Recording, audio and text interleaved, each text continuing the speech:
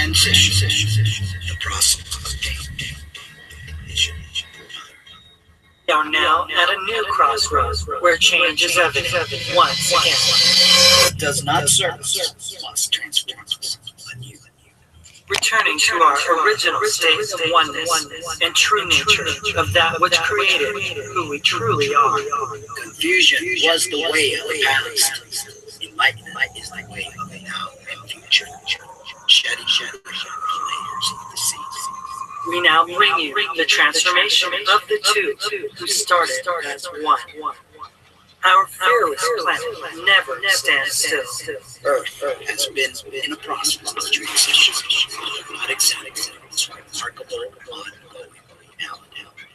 Welcome to Transition Radio.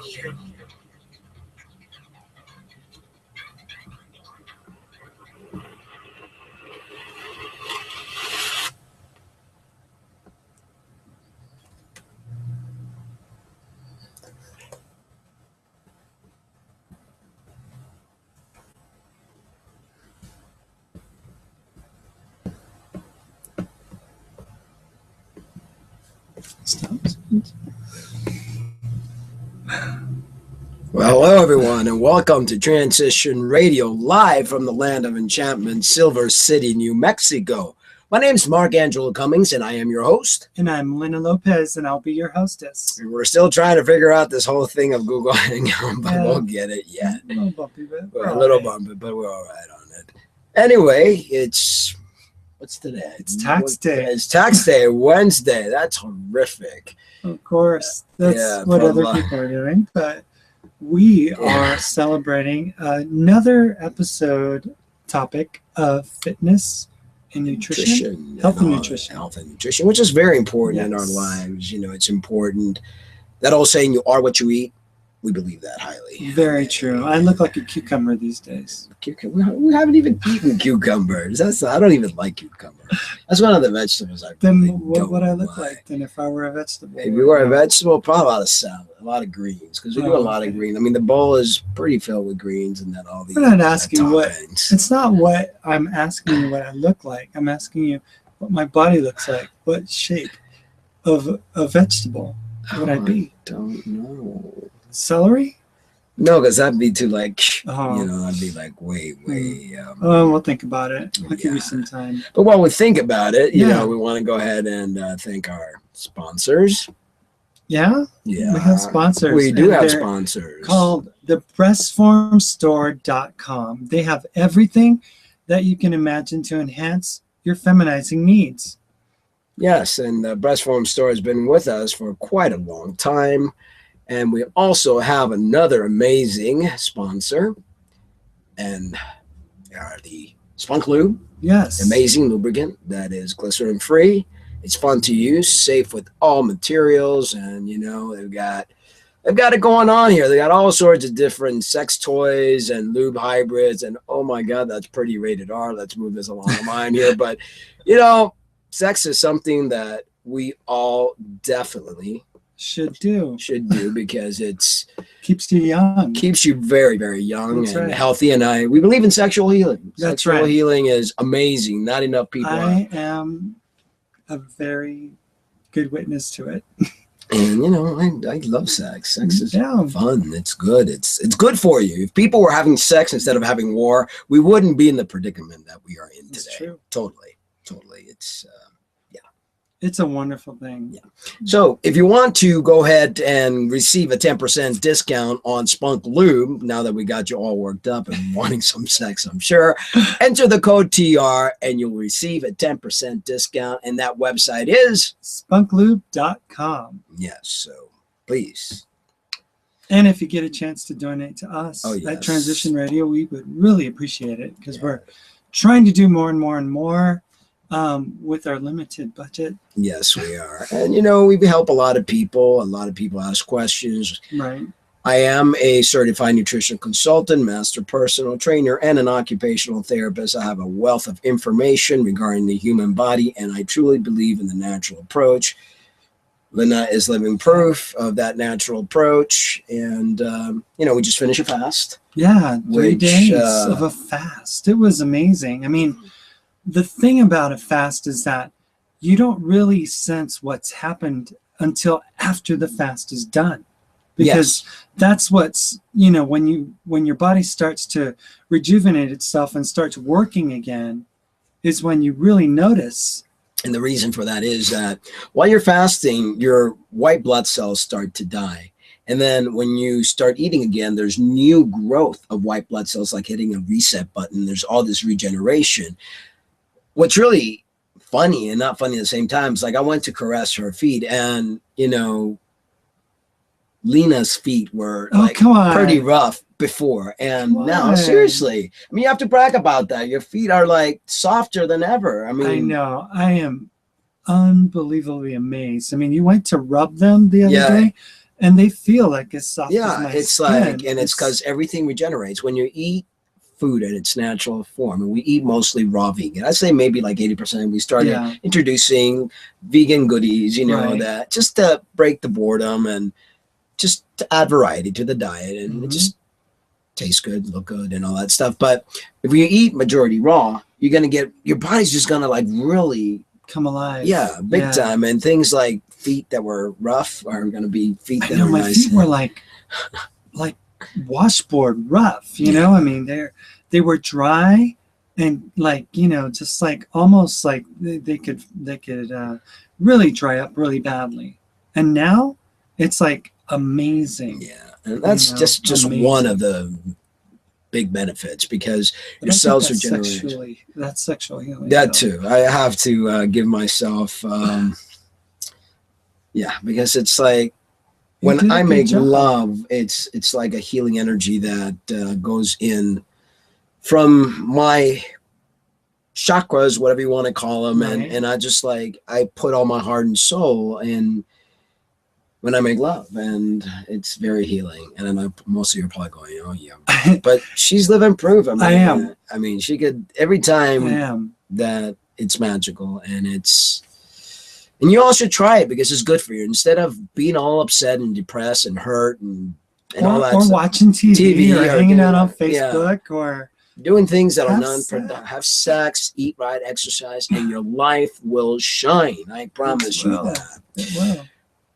The other day we were having this discussion on Facebook. Yeah, I posted a picture of an In-N-Out burger, supposedly, the best burger in California from where I grew up, and I got a lot of opinions about it, because I stated the fact that it's not a healthy thing to do, and that you will pay if you keep eating like that, and that's my opinion, and I'm not trying to force people to become, raw vegan or vegetarian or whatever. But I just want people to know that there are alternatives out there for people to have, and that they started to talk about how, oh wait, no, the human being is not an omnivore, it's or an herbivore, it's a carnivore. Or an omnivore, which they think they can eat, both 50%, 50-50. And, everyone's entitled to eat as they want, but we have to realize that we're tearing this planet down. It takes a lot more water to have cows and all these production of animal products than it farm does. lots and animals, being raised in these incubated like spaces, that they can't even walk. I mean, if anybody's watched some movies on YouTube and other things, Food Inc. is one of them. Another one's Earthlings, that I highly recommend. I mean, they feel. I mean, can you imagine if you were just raised to be eaten? If there were giants that just raised you so they could pig out on you, when there's so much wonderful foods out there without having to harm anything? Well, the whole idea was that, this guy was telling me, we have flat teeth in the back and we have canines in the front. And Mark is like, hold on. And he just kind of put a kibosh on the whole thing when he came up with finding out facts. Yeah. Because once you find out facts, you find out the truth. Yes. And this is one of the articles that was really an interesting article. We starved to death if we had to like literally kill our prey without a gun or whatever. Let's say even if you killed it with a gun, then the next thing you have to do is like, there's no way you could actually, there's just no way. But anyway, don't take my word for it. Listen to this cardiologist, William C. Roberts. hails from the famed cattle state of Texas, and then we're more beef than Texas. That's right. But he says this without hesitation. Humans aren't physiologically designed to eat meat. He quotes, I think the evidence is pretty clear. If you look at various characteristics of carnivores versus herbivores, it doesn't take a genius to see where humans line up, unquote. Says Roberts, editor-in-chief of the American Journal of Cardiology and medical director of the Baylor Heart and Vascular Institute at Baylor University Medical Center in Dallas. And he would know. He would. As further evidence, Roberts cites the carnivore's short intestinal tract, which reaches about 3 times its body length. An herbivore's intestines are 12 times its body length, and humans are closer to herbivores. He says, Roberts rattles off other similarities between human beings and herbivores. Both get vitamin C from their diets. Carnivores make it internally. Both sip water, not lap it up with their tongues like a dog. Both cool their bodies by perspiring. Carnivores, well, they pant. Yeah, and it's interesting about the intestinal size, and the reason we have such large intestines because we're meant to eat large amounts of greens and fruits. Right. So Yum. with meat, yes, yum. That's why, it's like what we do. And when you eat beef, pork, chicken, anything of that nature that's just putrefied, dead, and cooked, your body doesn't produce the vitamin C, the enzyme that it requires to break that down. That is why when you eat lots and lots of meat, you get lots and lots of stomach-ache, gas. People get a lot of colon cancer because the body doesn't know what to do with that. And it's just not healthy. Anyway, human beings and herbivores, animals, have little mouths in relationship to their heads, unlike carnivores whose big mouth are like all a like a lion or a mountain lion or a tiger and all that stuff are all the better for seizing, killing, and dismembering their prey. We'd lose if we had to deal with that. Argues nutritional specialist Dr. Milton R. Mills, Associate Director of Preventative Medicine for the Washington, D.C. based Physician Committee for Responsible Medicine. People and herbivores extensively chew their food, he says, whereas swallowing food whole in the preferred method of carnivores and omnivores. Like eating a whole turkey leg. Yeah, because they don't really chew. They're like, they're savages. We chew. We need to chew because if you didn't chew, you'd be in major trouble. The digestive system would be calling you back. You'd be dying. The truth is our so-called canine teeth, unless if you're a vampire, right? Right. Are canine in name only. Humans' canine teeth are unlike the canine teeth of actual canines, which are really long and really pointed. Our teeth are absolutely not like theirs. In fact, other vegetarian animals like gorillas, horses, and hippos possess the same so-called canine teeth, which are often used for defensive purposes rather than for eating. Check out the chimpanzee and consider that chimps' diets are up to 99% vegetarian, and what little non-vegetarian food they actually eat isn't meat. It's termites. And remember that we're more similar to chimps than to any other animal. So go out there, eat some ants, right? Right. And somebody had pointed out in the Facebook discussion that we got into, we seem to get to a lot of those discussions, that chimps do eat meat. Yeah, they do. And it's one of their favorites, but it's like a delicacy for them. Only 2% of their diet makes up of that. They normally don't. It's not the regular diet. And they have huge teeth. Oh my gosh. I mean, they're canines. Yeah, huge. If a monkey bit you, you'd be hurting. Yeah. It's these are only called canines just to be called canines because these aren't really canines. I mean, these are the poorest excuse for canines we could ever say. They do absolutely nothing. The anatomical evidence tells us that we're optimized for eating. I want to say something. We try biting into something like that, we lose our teeth. You're like, oh, I just left my, nope. It just wouldn't. Anyway, the anatomical. And they don't come back. No, they don't. The anatomical evidence tells us that we're optimized for eating mostly or exclusively plant foods. The only way to come to another conclusion is to ignore the bulk of the anatomical evidence. Critics of this article either use inferior evidence, which is well known, and such as disputed assumptions about the prehistoric diet, or they cherry pick the anatomical evidence while ignoring the bulk of it. Cherry picking, kind of like the Bible. Most religious people tend to do. Oh, yeah. Most plant eaters eat small amounts of non-plant foods, usually insects. either intentionally or inadvertently. The small non-plant consumption of plant-eating animals doesn't mean that they're omnivores in the classical sense, and certainly doesn't justify the idea that humans are adapted to a very mixed diet of plant and non-plant foods. Omnivore does not mean 50% plants and 50% animals. Many of my critics, or the critics of this individual who wrote this article, the cardiologist, considers chimpanzee to be omnivores, but 95 to 99% of the chimp diet is plants, and most of the remainder isn't meat, it's termite. If humans are omnivores, then the anatomical evidence suggests that we're the same kind, the kind that eats almost exclusively plant foods. The animals most similar to us, the other primates, eat an almost exclusively vegan diet. Wow. Yeah. Saying that we're omnivores because we're capable of eating meat is just silly. We're capable of eating cardboard too. As a kid, we ate crayons. That's right. Sniffing glue. Yeah. And by the capable argument, then cats are omnivores too, since nearly every commercial cat food has plant ingredients. Check the label.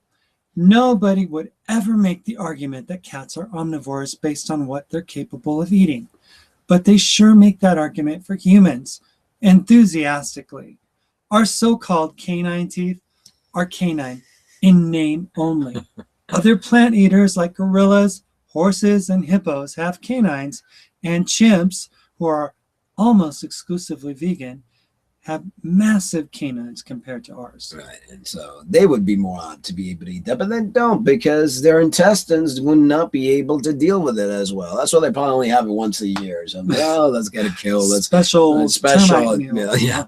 Our early ancestors from at least 4 million years ago were almost exclusively vegetarian. Among animals, plant eaters have the longest lifespans, and humans are certainly in that category. And yes, this was true even before modern medicine. We sleep about the same amount of time as other herbivores and less than carnivores and true omnivores. The most common cause of choking death is eating meat. Real carnivores and omnivores don't have that problem. You don't see a mountain lion going, come give me the Heimlich or anything of that nature. You know, it's like, it's just no. Yeah, I remember my dad had a problem all the time chewing steak as he got older. And it was just the fact, he's like, hold on. Like after we would be sitting down at a restaurant eating and he'd be, hold on. And it's like, okay, I'm going to swallow, because he knew that he couldn't handle it, but he forced himself to. And eventually he died of colorectal cancer. Which is a warning for everybody. I mean, we're not trying to push our lifestyle. We're not trying to make you feel guilty. We are, however, trying to provide you with some information and knowledge and wisdom for your own health and well-being, because we care. We want you to live long lives, The idea that a switch to meat eating is what sparked early humans' brain development. Really? Has no more evidence to support it than the competing theories, such as that it was a switch to cooked foods that did the trick, like they discovered fire and they started to cook food.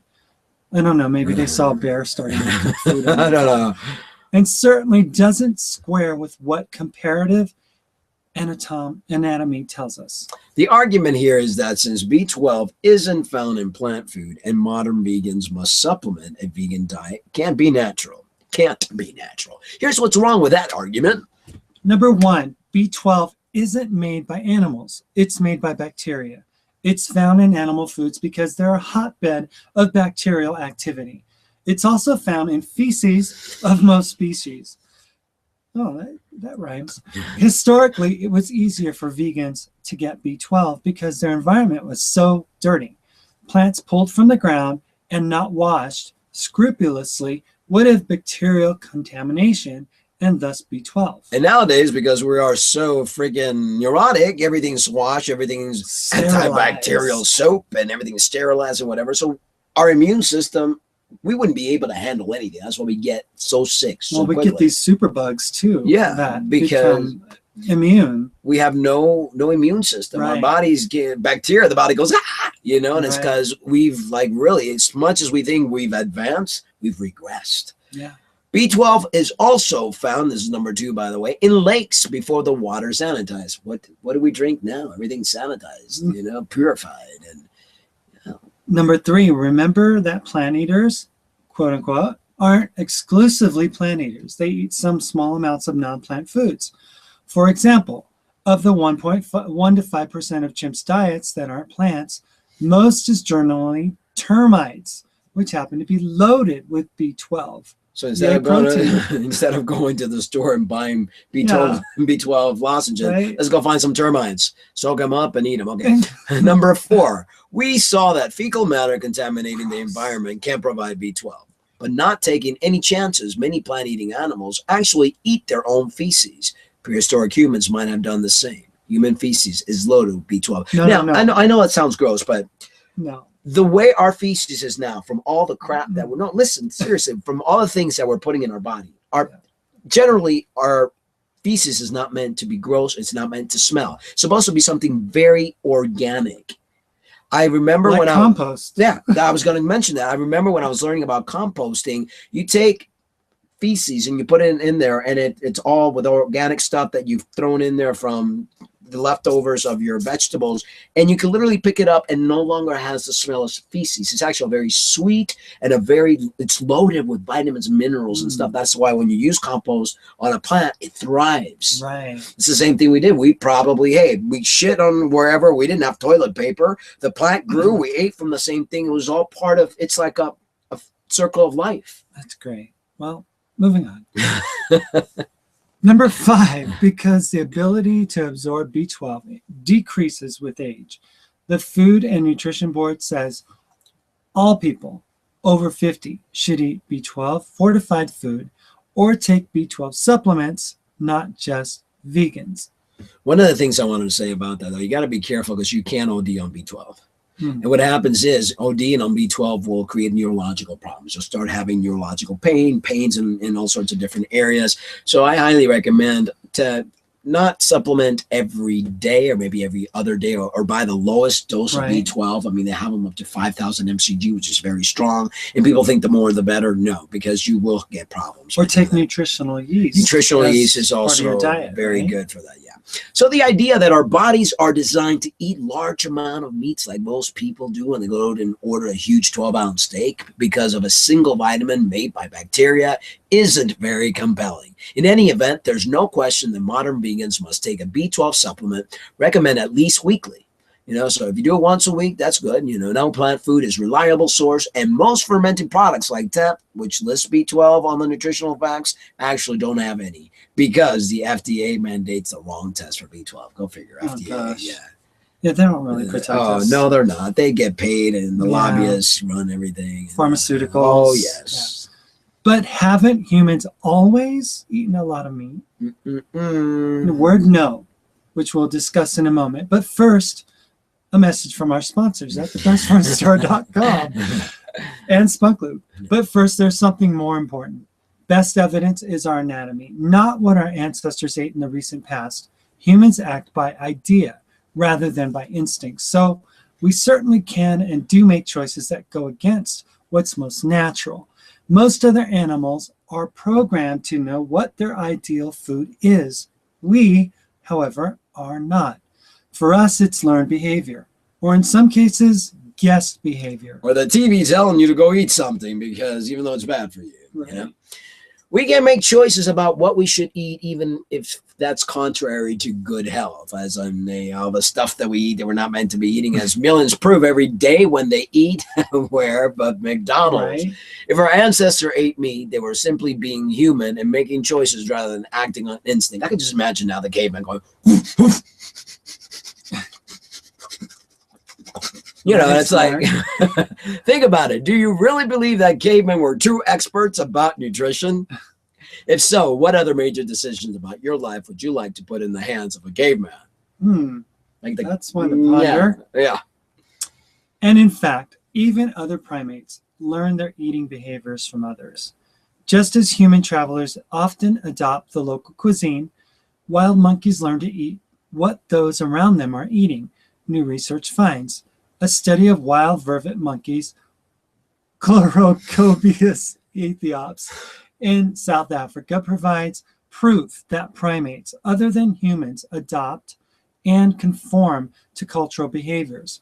Given a choice between two foods, infant monkeys ate only the foods that their mothers ate, and young males that ventured to other groups soon switched to the local diet. Researchers report online today in the journal Science. Some of the ways of learning that we have thought were distinctly human are more broadly shared across non-human primates, said study co-author Andrew Waiton, a cognitive biologist at the University of St. Andrews in the UK. You really don't know about monkeys. I've seen the thing that sit there and that picks down them, and they're like constantly doing stuff like that to each other. It's like, yeah, it's sort of what you do to me. Yeah. Yeah. Are you a monkey? Yeah. Well, yeah. Well, heck, you know, I had a lot of monkey hair and monkey all sorts of stuff. So nice. Anyway, so the best evidence isn't historical diets. No. Best evidence is our own bodies. If we've really been eating a lot of meat for a long time, that would be reflected in our anatomy. But it's not. Anyway, let's return to the assumption that our ancestors did eat a lot of meat. I can't think of a better example of a case in which people believe something to be true just because they assume it is. Doesn't that make you an ass? Pretty much, yes. But we all grew up thinking that our predecessors were huge meat eaters. But where did we get that idea? Is it true just because it's part of our collective consciousness? Or is it because the dairy and meat industry have been pushing it down our throats so they could sell lots and lots of beef? More importantly, what does the evidence say?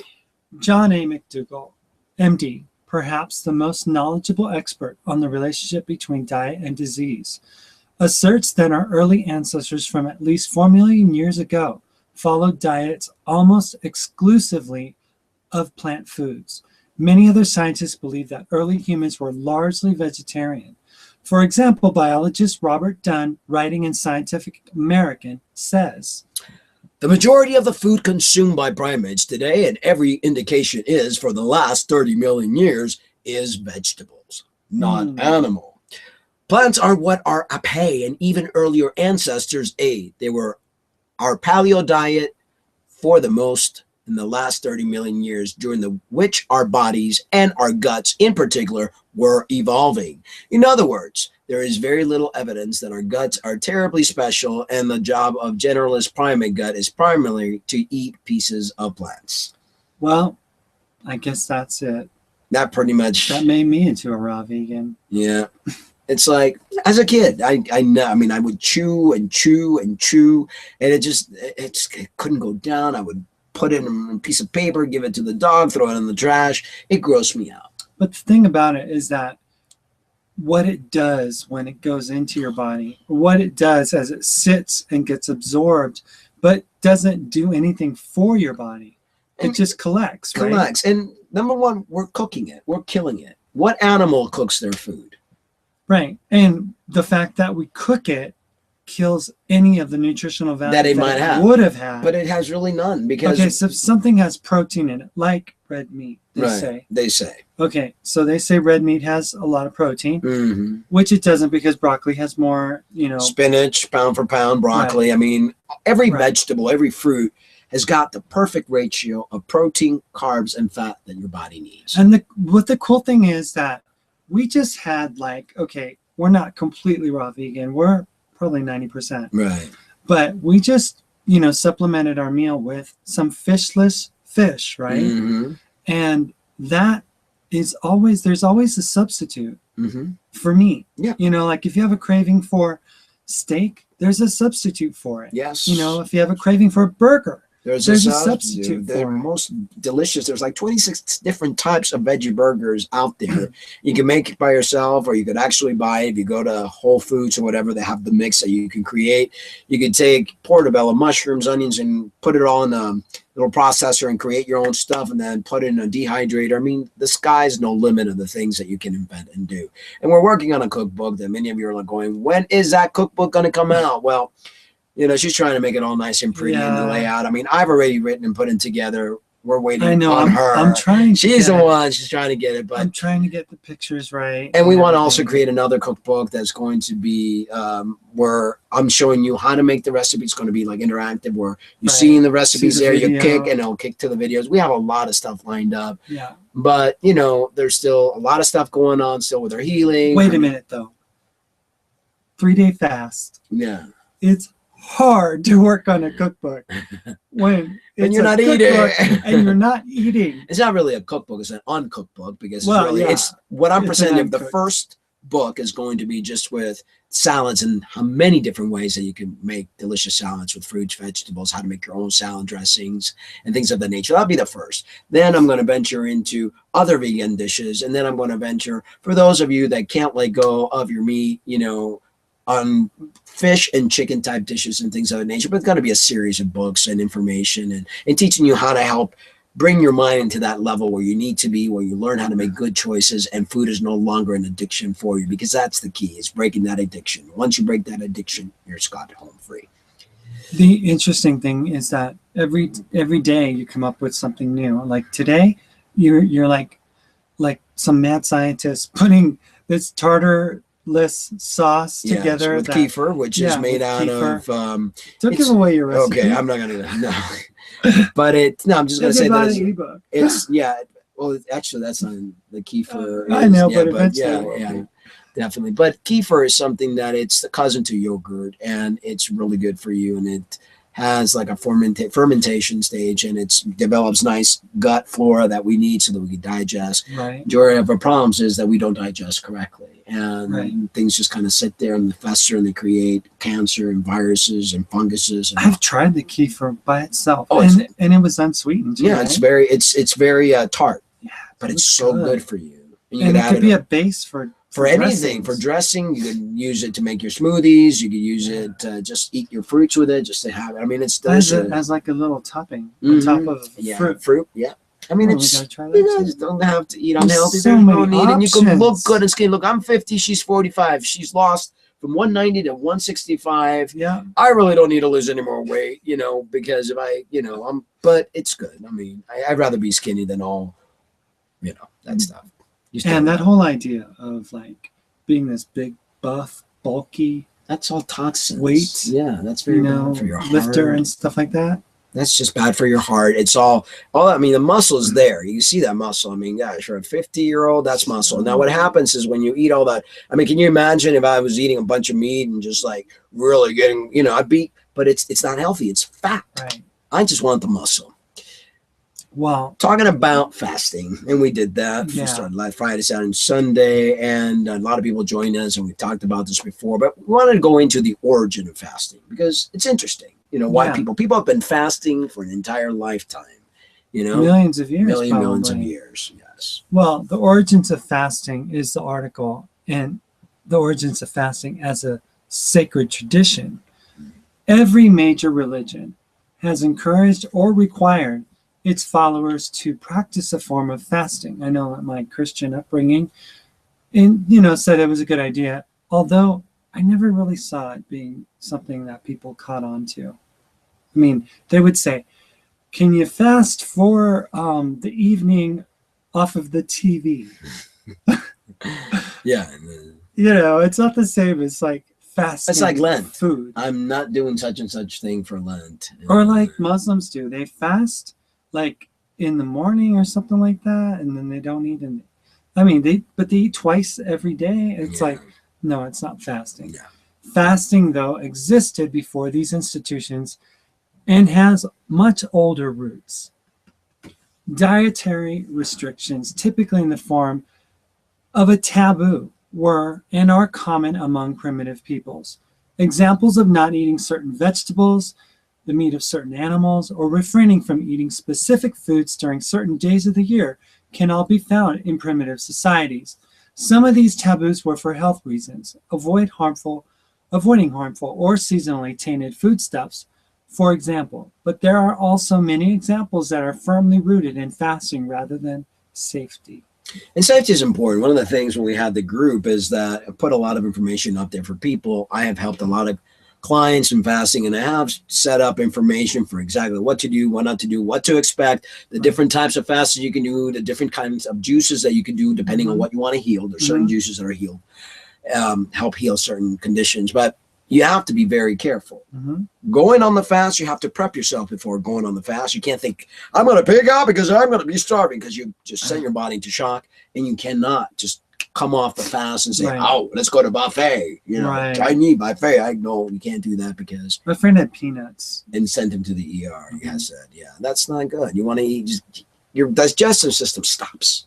You got to slowly go, hey, we're back. Come on. Start working again. Okay, ancient fasting practices were generally motivated by two often intertwined reasons, special spiritual rites, and purification.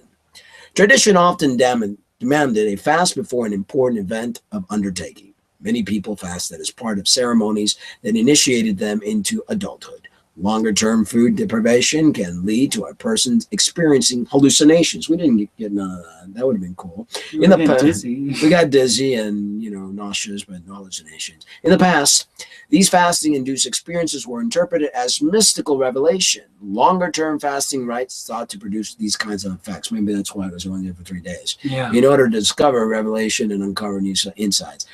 Day 3, I couldn't deal with it anymore. I was like going, oh my God, I have to get out of bed. It was already questionable whether you should have even. Oh, I know, because I went from 134 down to 121 in 3 days. That's a lot of weight to lose. I mean, if you lost 10 more pounds, Mark, I wouldn't even be able to see you. Oh, I know. I mean, you would be unrecognizable to me. I'd be like, where are you? The winds here that would today's wind. Blown right off. I would have let me hold on to you. Carried you away. Hold on to the MTF. Coming of age rituals often included fasting, and many followed a common pattern. The person coming into adulthood usually made an abrupt and symbolic break with his past. This included going through an ordeal where they were separated from their village. This symbolic break is further enhanced by fasting. Such fasts lasted from 24 hours to many days. Shorter fasts tended to be symbolic cleansing rites. Longer fasts were ideally accompanied by some form of spiritual experience. The end of the fast coincided with returning home, which was often a time for a group ceremony or celebration. Fasting for initiation could also lead to additional fasting later on in life. Tasting the first fruits of a new harvest, going on a hunt, going to war, and other important, often unpredictable events were often preceded by a fast. A common reason for these practices is similar to one of the primary modern-day impetus for fasting, its role in purifying the body. This was not seen from a health perspective, though, but served as a role in readying someone for a specific purpose, to give special thanks or to receive special reward. The general idea was that when someone had denied themselves long enough, they would be fit to receive or give something special as a result of their improved state. This might be a message or reward from a deity, a conferring of extra strength to help fight a battle, and so on. Ancient priests and shaman might fast to turn aside the wrath of vengeful spirits. Hunters would fast to prove they deserve luck in killing their quarry, and a farmer might fast to encourage the spirits of earth and weather to send them bountiful crops. Throughout, and that's also very interesting, how the different reasons, about getting more strength. I mean, not obviously the day that you come off a fast, you probably have to wait a few more days, but we noticed that, we came off the fast, I think it was Sunday night. Right. We still felt kind of weak Monday, but Tuesday, it was like, wow. Yeah. Invigorated. Very invigorated. And it's almost like a lot of mucus has been coming out of my body. And I think all that time that I smoked, it's like now the new white blood cells are working everything out. And it's just, I feel amazing. Yeah. And we only did it for 3 days, And we had amazing stuff. Oh, we had it. Yeah, we did. That was like, oh my God. That was like, yeah. TMI. Yeah, well, we're all about TMI. Right, throughout the world of primitive man. Then we find there were 3 main motives for fasting: purity, rewards, and thanks, and mysticism. The activity of fasting was a voluntary act, as opposed to going without food because none was available. And fasting often meant abstaining from all food and drink. Finally, an argument can be made for fasting was the most common religious rite found among primitive cultures. I am a believer in fasting, and I believe that if we do more intermittent fasting, that it will be even of a greater benefit. I mean, I'm even a fan of fasting one day a week. Yes, and a lot of people do that. Because, I mean, like we pick Sunday and we don't eat anything. Yeah. Gives your body a chance to reset itself. Yeah. It doesn't take a long time. No. I mean, we thought, that a 3-day fast was great. And then we saw this article from this YouTube of this Indian, guy, Hindu guy that said, just one day. Yeah, just one day. Do a great job. If you do it every week or, every month or whatever it is that you do, you're going to find that the body's you're going to get used to it. You're going to feel good. You're going to look forward to it. It won't be like, oh my God, no food. A lot of people panic. Oh, I know. Can you imagine if something horrific happened in the world, like food supplies just went, boop, people would go mad. Because, they missed the meal and they're like, oh, I'm starving. Yeah. Oh, I'm dying. I'm hungry. I'm going to die. Yeah. And then it's like, no, people could go up to, I think I read somewhere 20-something days without food and no problem. Yeah, I mean, the article, the YouTube video, the guy was saying that if there was an earthquake and you were buried under the rubble, you could live if you knew how to fast. Yeah. If you had been practicing fasting, you would realize that you didn't need food every day. And you could live, for a week or, even longer. But the thing is, we're spoiled. We've got the stores. We got the drive-through. Every time we get a little hunger pang, we're like, oh, I'm hungry. And back in the day, you didn't have food ready available. Right. If you didn't come across, some tree with a bunch of wonderful fruits, or you couldn't hunt because there was nothing to hunt, you could go days, sometimes weeks without food. Yeah. And that's, but now modern times, we're like totally spoiled. We got food bucket out there. So you just walk to the store or 7-Eleven or drive through and you got food. Right. I mean, I used to, when I first got here, I was like, Sonic is here, and now it's like, no, Sonic. And then we went to eat there one day and you were like, I'll go for you, but that's not I'm not a fast food eater. I'm really not. I'm not either now. And now, I mean, really, it's not, my thing. There was a place back in Florida. It was like, and that's an idea, a fast food healthy. That's what I was talking about. That you could get, like, everything's just healthy, natural, organic, vegan, no beef, no nothing, and it's all. And just because it's fast food doesn't mean that it has to be bad for you. No, exactly. Because you can whip up a salad. Oh, in no time. Yeah. And it's fast food, and it's good for you. It might take you a while to eat it. Yes. So plan on sitting there for a while. One of the things that I looked into when we were fasting. Do we have any? Do we have any? I think we have some in the fridge, but that's not the best kind to promote. Huh? Just show it. We could. Okay, I'll be right back. Go ahead. Actually, the best kind is when it comes in. Well, the best kind is if you actually get it, the young coconut. I don't even know what we're talking about. The young coconut is a. Gosh, maybe I could try to pull it off. Well, our article that we're going to read about now is about the joys of using and drinking coconut water. Right. And that is not, I mean, we bought that at the place. That's not the ideal, but this was the least amount of the evils. But if you buy your actual, not the brown coconut, but the young coconut, Thai young coconut, and it's the water in that thing, you could, the amazing results for fasting with coconut water. El agua de coco es un producto sabroso y natural. Es refrescantamente dulce y repleto de nutrientes y electrolitos. Esta bebida, que no se debe de confundir con la leche de coco, es un líquido transparente atraído del coco verde. Okay, can we translate that now? Yeah, it's right here. Okay, coconut water is a natural, flavorful product. It is refreshingly sweet and packed with nutrients and electrolytes. The drink is not to be confused with coconut milk.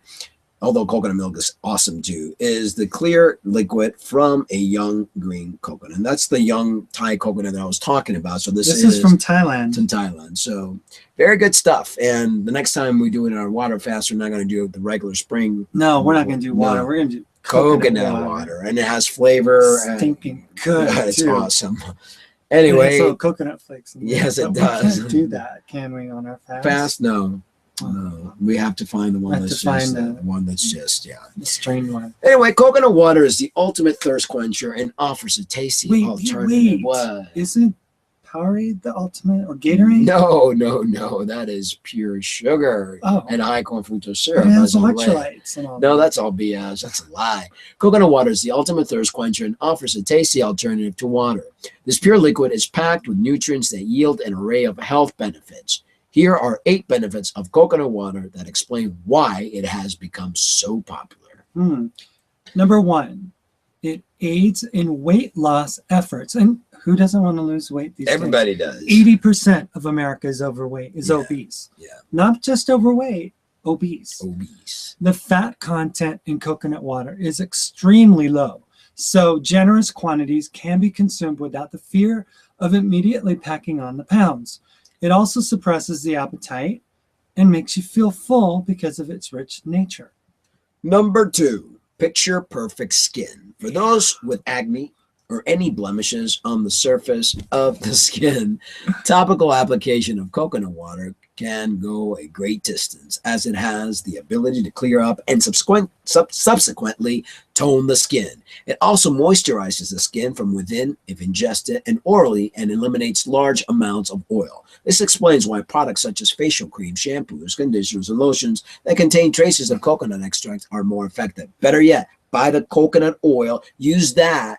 That is the best cream that you could use. It's expensive though, right? But it's good for you. You don't have to put a heck of a lot. And it's like, you want to see your skin regenerate, drink coconut water lots. And, if we made a lot of money, I wouldn't buy regular water. Although they say you can't drink coconut water all the time. Give the transition radio.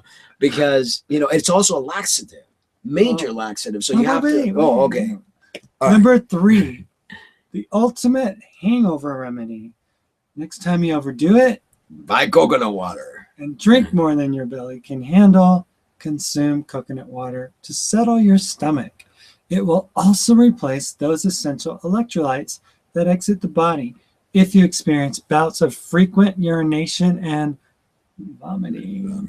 Yuck. It also, number 4, facilitates digestion. If you constantly encounter difficulty during the digestion process, coconut water may provide a source of relief. Because of its high concentration of fiber, it aids in the prevention of indigestion instead of Pepto-Bismol, which is chemical, and reduces the occurrence of acid reflux instead of taking that other stuff, that Malox.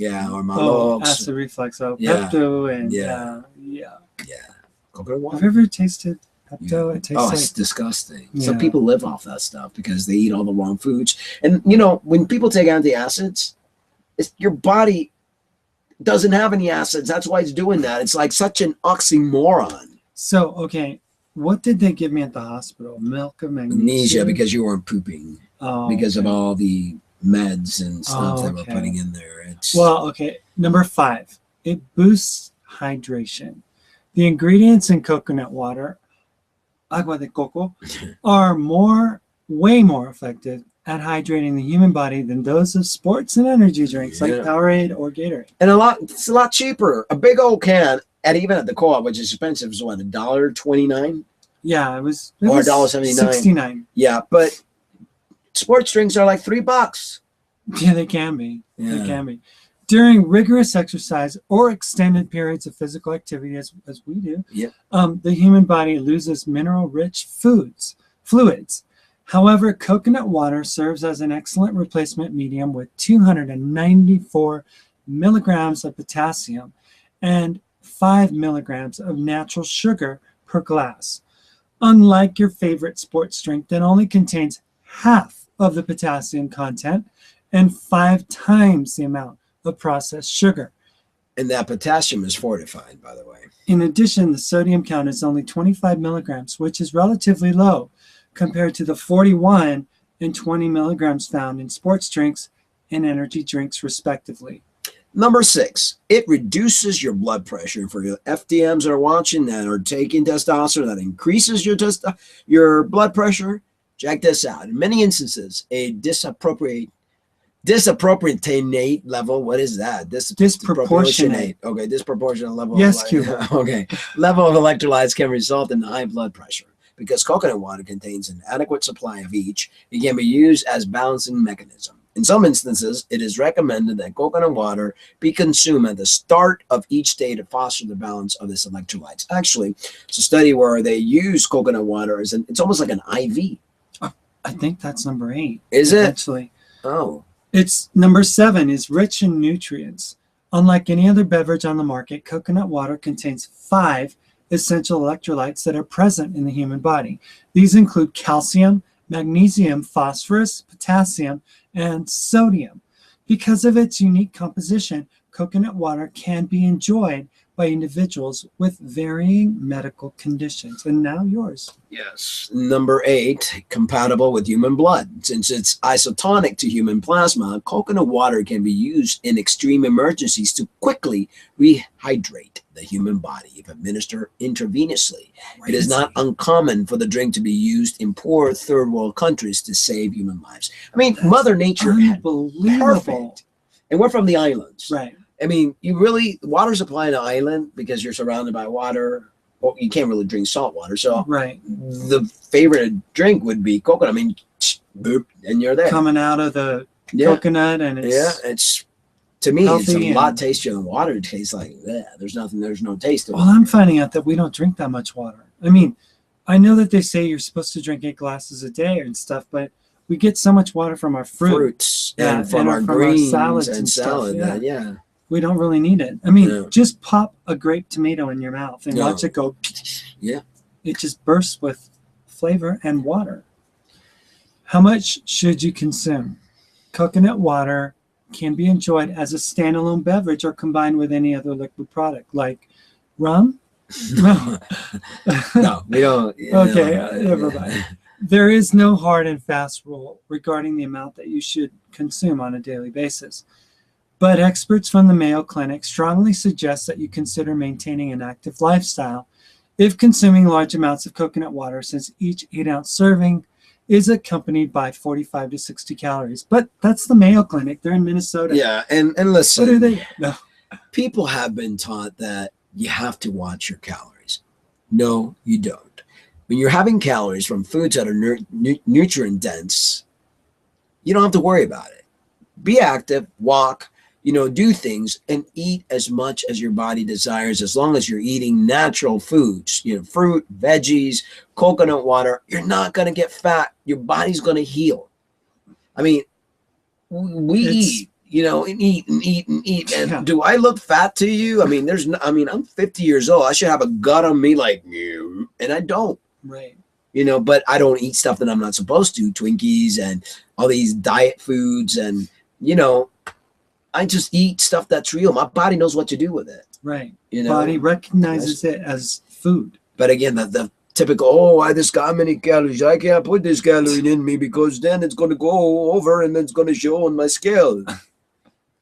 Calories aren't the way to go. No. Neither is weighing yourself. And, it's not inaccurate. It's not, because your body composition is changing. You're working on, you're building muscle. You're leading a healthy lifestyle. So drink all the coconut water you want, but do add some regular water, because if not, you're going to be in the bathroom with major diarrhea, because it does that when you have a coconut fast. Oh, wow. I mean, coconut water fast, major. I mean, so we won't need to take an enema. No, because you'd be like, yeah. So when searching for the perfect fresh coconut to enjoy, be sure to steer clear of those that have a hard brown shell, as this is an indication that it's mature. That's why the young Thai coconut are the best. Right. Instead, look for those that are young and green on the exterior, as they usually contain a large supply of the actual coconut water substance. To test it out, simply shake the coconut up and down to gauge how much liquid it contains. Well, talking about food here with coconuts and stuff, when you go to the grocery store, it seems like every grocery store, it doesn't matter where you go, they always have some deceptive little thing that they do with their prices. Like, they don't put prices on oranges or on like papayas. Remember that one time? Yeah. A papaya was supposed to be $3.99 each. Yeah, the charge. They wanted to charge us $3.99 a pound. I mean, it was going to be $14 for 17 actually. $17 I'm like, one papaya. I'm like, I'm not paying $17 for no papaya. And then we went to Walmart the other day, and we were being charged like for mangoes. I think it was like no. It was a honeydew. Honeydew and it was mango. Supposed to be $1.98, and they were charging us $1 more. $2.98 for the honeydew. Yeah, and we bought 6 of them. Yeah. So. And we bought like 12 mangoes or something like that, and they were charging the regular price was 68, but they were on special for 50 cents. Right. But the machine didn't show that, and they were charging us 68 cents. And it's funny though when you said, but the mangoes are on sale. She goes, yeah, they're 58 cents. No, they're 50. She said 60. I said, no, yeah. because the regular price. Right. Yeah, and I said no, and then she let us go by with the mango. Yeah, when I said the cantaloupe, she had to walk to see. She's like, I gotta go check that out. And I'm like, look, lady, they just need to, they need to update your machines. They do it on purpose. And deceptionally so, we found, or not deception so, deception at the supermarket, but I wanted to find that if there were articles, it was just the places here, or Publix would do that all the time too, back home, but it's a very common practice, and it's not out of coincidence. They do it on purpose. The article reads, my dad had an old saying that I find it's true in many circumstances. They always get you in the drive-thru. Whenever he said that, he was specifically referring to fast food restaurants, drive-thru windows, where you would order, pick up your food, then often find an item missing when you got home. Well, in reality, this type of scenario shows up in many other places as well. In effect, anytime you're in a hurry or not paying attention, then you're likely to be cheated on something. This past month or so, I've noticed a lot more drive-thru moments. There are several trickery that they use, and they have different examples here. Trickery example number 1. A few days ago, I noticed a wall of cereal at the supermarket. Glancing at the wall, it seemed that all of the cereal was being sold at a price of $2, boxes for $4. In the middle of the display was Frosted Flakes. So I grabbed a box. Yeah, sugar. I know, sugar. Upon grabbing the box, she realized there was 75-cent coupon on the box. So she grabbed 3 more boxes. Hey, it's on special. Let's get a ton of these. In my estimation, she thought she was going to pay $1.25 per box. I only purchased a few items, so I was shocked when my bill was almost $10 more than I expected. The cashier completely ignored my comments and asked for my payment. I paid and then read my receipt. It showed the boxes of Frosted Flakes costing $3.99 a piece. That was a whole $2 more than I expected. I took my receipt back over the wall of cereal and saw what was cleverly concealed in plain sight. They do that on purpose. All of cereal except for Frosted Flakes were $2 a box. $2 for $4. 2 boxes for $4. The Frosted Flakes were $3.99 a piece. I consider returning them all but 1 box of cereal, but I reasoned that for such large boxes it was still a good deal, especially with a coupon. So I just kept the box and the Frosted Flakes. But they do that. They'll put something in a particular area. They may have run out of that particular item, and they still put, and then you just, you don't even. You don't think. Yeah, you're like, oh, good. Boom. Yeah. Like we were wanting to get some organic apple juice, mm-hmm. and the regular stuff was like $2.50 or something. And then the stuff that's organic was sitting where the regular stuff should be. So we're like, oh, wow. Yeah. That's a good price for organic. And then we looked up, and then there's another section where the organic is. It's $4.50. Yeah, but they have put that there because I figure we're not going to sell this, so let's try it. And the people usually don't check. Or like, what was it? We were getting a lighter. Yeah. And the price of the lighter didn't match. Yeah, one of those candle lighters. Yeah. Didn't. And then we're like, no, but that's not the price. When they go and they want to go, no, well, that's. Oh, but he made a stink about it. Oh, yeah. Too. He's like, no, you can't move it. And it's like, why don't you put the right product in the shelf? Yeah, it's their trickery. That's what they do. Well, this is trickery example number 2. Then a few days later. When I was shopping at a completely different store, I noticed an end cap filled with ketchup bottles. There was one size of ketchup in the middle surrounded by another size of ketchup in a different kind of bottle, prominently displayed all around it. There was one sign in the middle of this display which said the ketchup was $1.70 for 24 ounce. Well, I thought the setup was peculiar, so I took a closer look. Only the ketchup bottles in the center were on sale. The items on sale only took up about, a quarter of the entire display. Yet there was only one sign. This made it, for someone in a hurry, it made it easier to grab the wrong bottle and end up paying more. And then missing it on the actual, because people usually don't check. I learned to check. I'm sitting there, and I know cashiers hate that because I'm like, making sure. It's not just your imagination. I'm not alone in this observation. AOL Money and Finance talks about the top 5 sneaky supermarket tricks, from tempting us with impulse items to an end-aisle deception to fresh baked goods. It is important to resist these temptations if you want to save money on groceries. I suspect that these issues are because U.S. retail sales have dropped for the 3rd month out of 5 months. Watching workers in a supermarket these days is very much like watching ants at work. Workers are constantly moving, shifting, and labeling items on shelves in an effort to keep shoppers guessing and in the store as long as possible. Placing non-sale items right next to sale items is just part of the game. Pretty sad, but what to look for, because you should not be taken. Besides stopping to read the labels on the items you purchase, and it's also good to read ingredients so you don't eat what you're not supposed to, and look at the SKU number, yes, on the sales item, and check the package size. That's big way of deception. Here are some of the other things you should be doing each time you go to the grocery store. Well, you need to look on the bottom shelf for the best deals. Purchase day-old groceries. Not like those really old bananas that we get, though. No. They're smaller, too. Than but those are good for smoothies. Yeah, that's true. Buy local produce. Shop at discount stores such as Aldi. Aldi. Yeah, they're in the South, more so. Use store coupons. Purchase fruit in bulk. Rethink, buy one, get one purchases. Yeah, because a lot of times that's all it is hype. You're not getting any, any special. Use store's loyalty card. I don't like that. They track you like they track crazy. You. I mean, it's like we have no privacy, nothing. I know. It's like they know exactly that you bought, a Cracker Jack or something. I know. It's pretty sad. It's they track us on Facebook. They track us here, everywhere. The loyalty store, and any loyalty, anything is always going to be tracking you, Yes. So, if you get gas, they have those loyalty cards and stuff, but they know that you got gas.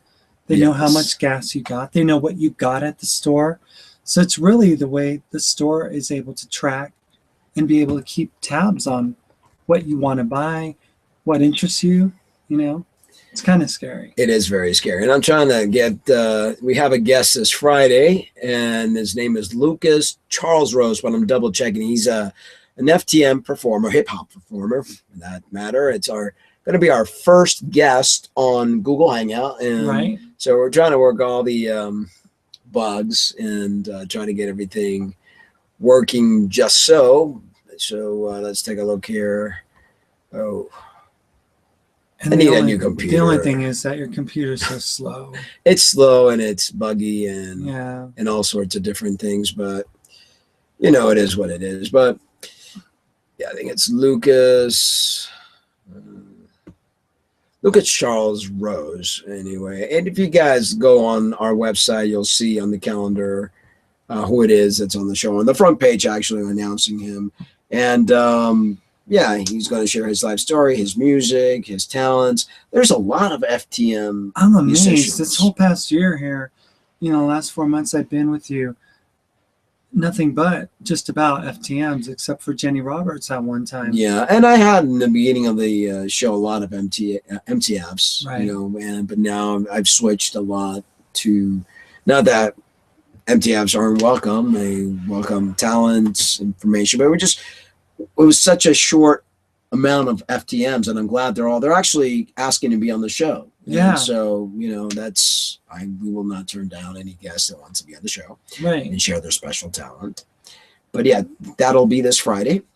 And then the following Friday, we've got a young 14 FTM, 15-year-old who's from Austria. Right. Lives in Canada. And wanted him to express his opinion as a young trans person and maybe share his life a little bit, give some advice to the future generation and how he feels. Educate us about, you know, because we're older. Yeah. And we see things a certain way. Yes. And I know that a younger generation, which is, you know, it's really sad though. I feel bad for this younger generation because there's been a lot of tragedy in a younger generation this past year. A lot of suicide. Lots of suicide. Yeah, in the past 2 months, there's been like a suicide every few weeks or so. And not just like random kids. These are kids that are like stepping up to the plate and advocating. Talented and they're gifted and they're vocal and they're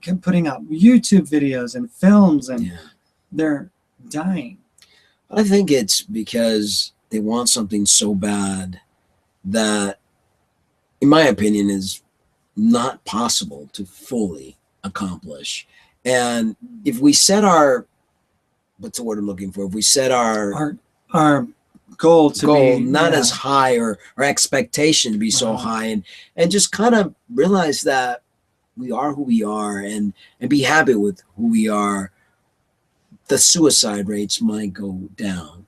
Well, I think there's an expectation by the older generation to tell these kids that they are one thing or the other. Right. And that if they don't fit into that box, like an FTM doesn't fit into the male box, then there's no other options. Right. You know, and that's not right. That's not right. And I think religion is playing a terrible role here because they're forcing people to hate themselves because we're told, whether you're trans or not, we're told we're not worthy, we're evil, we're wicked, can't trust your heart. And, you know, we need to erase that message altogether. And people need to realize how wonderful they are and they could be who they are. They should, because life is way better when you are happy with yourself. Definitely. You know, when you love yourself, like Mark used to say before, you know, what would you say? I love you, but remember to always love yourselves too. Yeah. So that's a very important message for everyone to know is that you need to love yourself before you can love anyone else. And it's important. It's critical. Critical because we're taught to always put ourselves second. And it's important to put yourself first because you can't be any use to anyone. I mean, there's this guy that's on the radio, has been on the radio for over, 20 years or something. And he has a financial radio show and TV show. He eventually got picked up on Fox. His name is, I don't know, forget his name. But he always says, when the guests ask him, how are you doing? Phone call. How are you doing? He goes, better than I deserve. And it's like, his name is Dave Ramsey. Yeah. I'm sure people know who he is. But, better than I deserve? Yeah, it's like you're not worthy. What do we deserve? Yeah. We deserve to be dirt. We deserve to be, kicked around. That's the message of, seemingly, it's the message of the majority of Christianity, is that we are worms and that we deserve nothing. And that, I used to learn in my Bible, I would say that our righteousness is as good as a filthy rag or something like that. I mean, it's That's like, bad. We are more than that. We are eternal beings that will live forever. And we have godlike angelic qualities that we can exhibit here on earth today. And Jesus came to show us that we are this great. He was that way. Yeah. And he healed people. You can heal somebody. Yeah. You he can didn't heal say, yourself. hey, I'm special and I'm the only one that could do this. No, we all can do this. Yeah. Your body's capable of great things. Your heart is capable of great things, as is your mind. Yeah. Stop believing the lies. Stop falling for the Kool-Aid and realize how wonderful you are and break free from these chains, from these lies, from these 9-to-5 jobs that you think you have to have because you're not worthy. Mm-hmm. Follow your heart, follow your dreams. Stop limiting yourself to thinking that you can only attain this much when, like Mark says, the sky is no limit to what we can accomplish. Even that saying that's right, the sky's the limit. No, the sky is no limit. There's no limit. The sky is no limit, you know, and just accomplish what your heart desires. Love with all your heart and soul. And that includes loving yourself. Yeah. Be good to yourself. Eat the right foods. Be good to the earth that we live in. You know, take care of this planet, you know. Don't take it for granted. Yes. It's already being abused and misused, mistreated. Animals are being slaughtered by the millions to feed our meat-eating habits, which is disgusting, as well as our milk-drinking habits. Well, guys, if you know anybody that's interested in being on the show, they don't have to be LGBT, but just can be anybody that's interesting, that has a wonderful QRF, DUV, DEF, somebody that's interesting, someone that has an inspirational story to tell. We'd love to hear from you. We'd love to have you on the show. Send us an email to say hello. We've been getting lots and lots. We should start reading the emails that we're getting. That'd be really cool. Yeah, we should just segment on that. We're reading those emails and sharing what people think of the show and what we're doing to help them. We've motivated a ton of people on Facebook. I know. I'm like shocked. You know, I mean, people buying juicers and just people are getting personal trainers and stuff, and they're starting to eat right, and it's exciting to see, and exciting to see that we can be used to motivate and encourage people to live positive and very productive lives. Exactly. Well, guys, I guess that'll be it. We've, rambled long enough, as we usually do, but if you can't live your truth, then it's just not worth living. Good night, folks. See you on Friday. That's right.